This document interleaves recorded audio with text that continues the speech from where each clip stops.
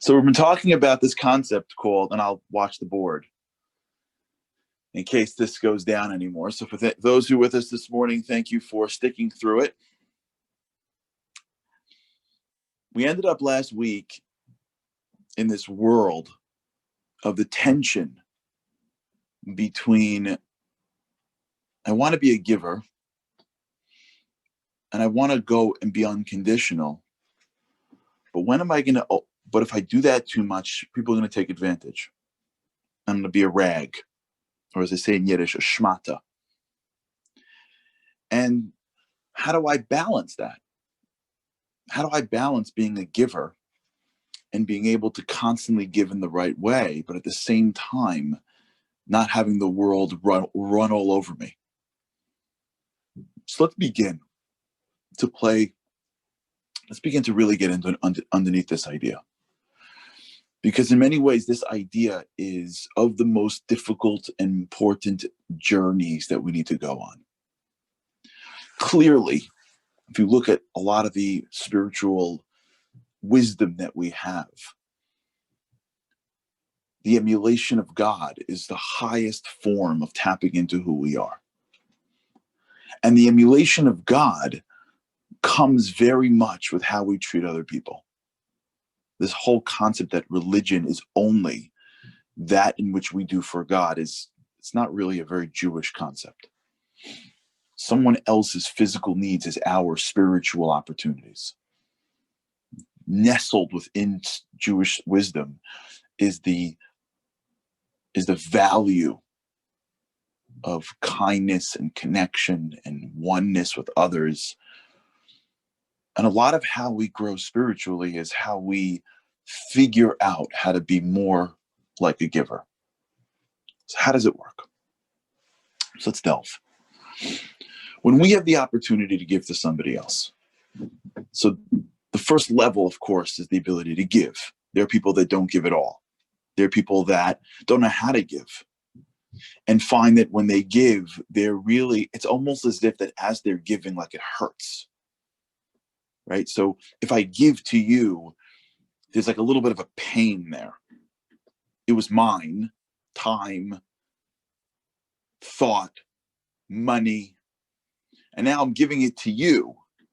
So I have a hard time letting it go. Now, the way you make it easier for me to let it go is when you give something back to me.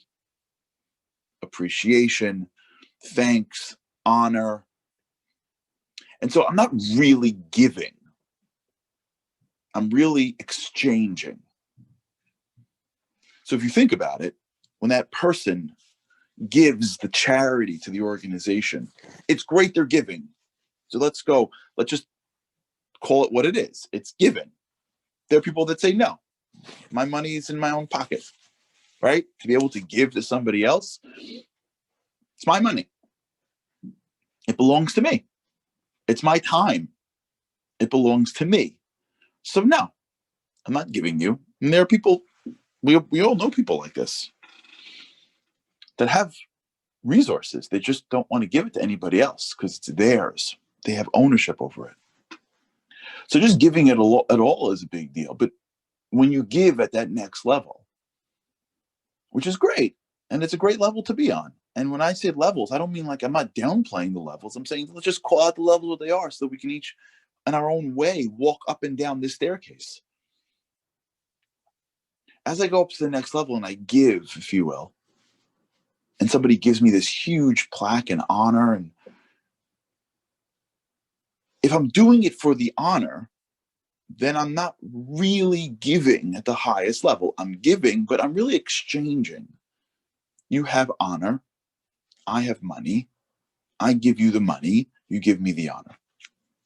This happens sometimes when you see people like which is again wonderful, but you see this sometimes when it comes to like group giving. Some guy gets up there and gives some money, and then it becomes like a thing, like who can give more. It's great, and there are organizations that play this to their benefit, like really perfectly. They create an environment where, like, the the definition of significance is based on how much you give in a specific time. So people, they compete. This happens sometimes in certain synagogues. They sell the honors of the synagogue. So sometimes people buy it because they want it. Some people buy it because they're competing. You'd compete for art. You compete for, the honor to get an aliyah. It better but get an aliyah than get art. But it's still exchanging.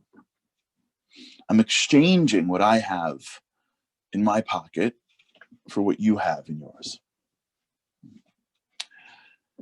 So if you really think about giving from that perspective, you find that in our lives, we're doing this. We may not have started doing this, but we can condition ourselves to be doing this. That I'm giving you, and in the beginning I gave you because I just gave you. But as I get older, I've conditioned myself to give to you on the condition that you give back to me. So I'm going to give to you my spouse, my attention, and my nice words. But if you don't give them back to me by like 9:30 a.m., then I'm just shutting down for the day. I'm going to give you my parent, in-law, cousin, whatever, my graciousness. But if you don't give it back to me, it's over. I'm not giving it to you. If you don't give me what I need, then I'm going to not give to you what I usually give to you. That may not be how you started, right? I'm going to bring over a birthday present for you and make you feel good. But if you don't bring one over for me when it's my birthday, I'm not bringing one over for you when it's your birthday. You see how this goes? That even if I were doing it just because it was the right thing to do, at some point the giving becomes exchanging. It becomes my way of putting out into this world, but recognizing that when I put out into this world, I expect something in return. Now, this is better than not giving. So if you're doing it like this, just keep on doing. Don't stop doing. This is the number. When we get into this world, recognize, don't ever stop doing good, even if it's for the wrong reasons. In Judaism, we have a concept. I'll say it in Hebrew and translate it. It's toch shelo lishma ba lishma. If you do something for the not ideal reasons, it will be ideal one day. Don't ever stop giving for whatever reason. Just give. Don't ever stop doing for people. Just do. If at the end of the day you're doing to exchange, better you do to get to exchange than you don't do it all. Better that you're saying, "Good morning, honey," every morning than saying, "You know what? I'll wait until I feel like I'm perfect before I can give." So this is a very good level. And this is a level we live on with lots of people. So that's great. But let's, for a few minutes every day, push ourselves to see how much more I can become, even for a few moments or for a few people. The next level up is not giving for an exchange. It's giving because what gives me the pleasure is not getting back an exchange from you. What gives me the pleasure is the ability to be a giver. Giving is what gives me meaning in this world. Now, if you're really with me, there is some level of exchange, right? It's just that's between you and you, right? It's there is a selfishness to it a little bit. It's very thin, but let's not worry about that. It's okay to be selfish for good things, but I know there are purists that are listening to this that are going to pick up on this. But let's just put it to the side. Let's just delve into this category, because if we do for maybe a day or two, maybe it'll open up some new pathway in our lives. When I'm giving to you, I am tapping into a piece of myself that makes me me. Whatever I have in this world, I have because I'm channeling it out. Right? The new flow that comes into me every day was meant to be given out. So if I have something, really I have it to give it. The blessings that I have, the energy that I have, the spirituality that I have, really I have it not to keep it, but to give it. If you look at a pool of water that doesn't run, ultimately it starts to create bacteria. In Israel, there is two large bodies of water. One is the Kinneret, which is the top of Israel, that flows down the water. And one is the Dead Sea, which is in the bottom of Israel, that is really at the lowest point in the world. The Kinneret water is sweet, and the Dead Sea is salty. And the reason, at least symbolically, or even literally, is that the Kinneret is something, it's a river that flows. And when you flow out your water, the water is sweet. And the Dead Sea is the receiver. When you receive without ever giving, you become salty. When you receive without giving, you become less of who you possibly can be. You see this with people a lot. When they receive too much without giving, they become spoiled a little bit. They're wonderful people, but you can almost sense there's something that's not living in the ideal. They're getting and getting and getting and getting, and they're never asked to give. I have friends of mine, well, they're older than me, that are fabulously wealthy, that are terrified of destroying their children.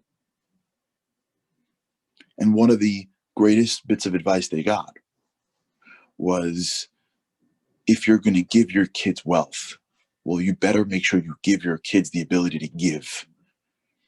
Because if they receive too much resources in their lives without being asked to give, they're going to spoil. They're going to spoil. They're not going to know how to navigate life. They're not going to know what the purpose of life is.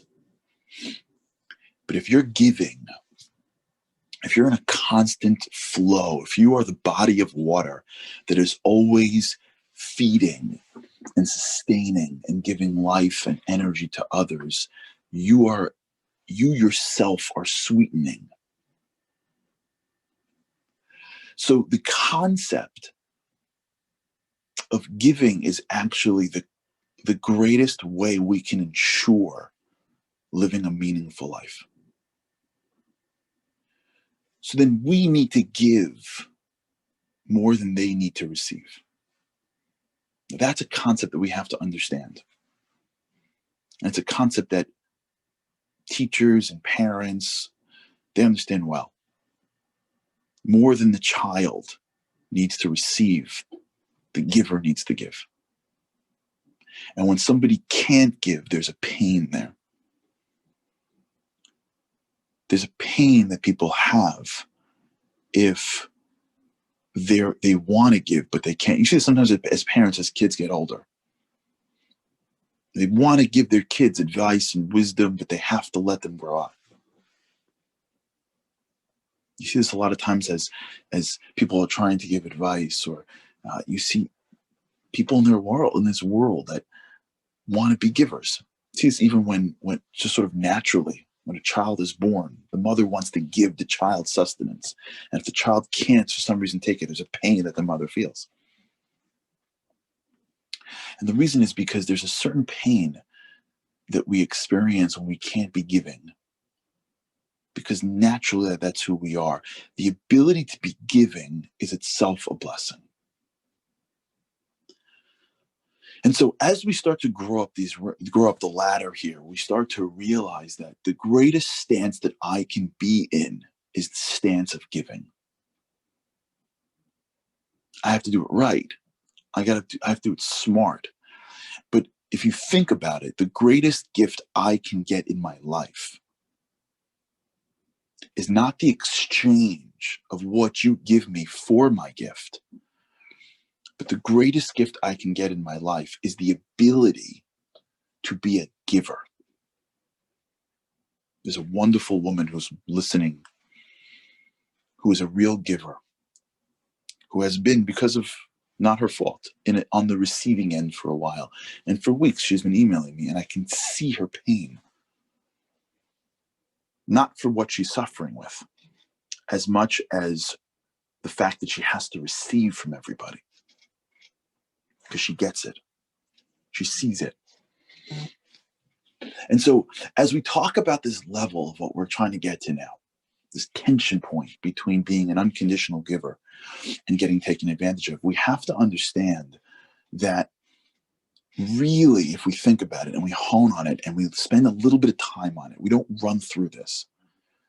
We realize, if we sort of think about it and try to think about this for a few minutes today, if we sort of think about it, really, the greatest moments that we have and the times where our lives are the most meaningful, the times where we have this addictive sense of whatever I'm doing right now is amazing. If you really take a moment to ask yourself, what are those moments that just categorically feel much more fulfilling and meaningful? Where am I at my best? Where am I at my most connected? What gives me the greatest quality of life? If you really look at your own life, I believe you will find that it's those moments where you feel that you are being a giver. That feeling of making a difference, that feeling, as someone just wrote, as volunteering, the feeling of that you can be helping and you are helping. You're taking what you have and you're sharing with somebody else. Once you're in that state of sharing, of giving, you're hitting a flow that feels different than when it stops and the exchange takes place and it comes back. All right, we'll continue this. Because as we start to understand this, we'll start to put ourselves, I hope, into a stance in which we see that the greatest way you can give is unconditionally. And if you do it correctly, no one's going to take advantage of you. All right, we'll talk about it again. I apologize for the earlier technical difficulties. Try to figure out why that happened. We'll be back in business by mañana. Have an incredible, incredible day. Think about it. Watch it today. Watch the giving today and see how it feels. With God's help, I can't wait to see you again tomorrow. Have a great day.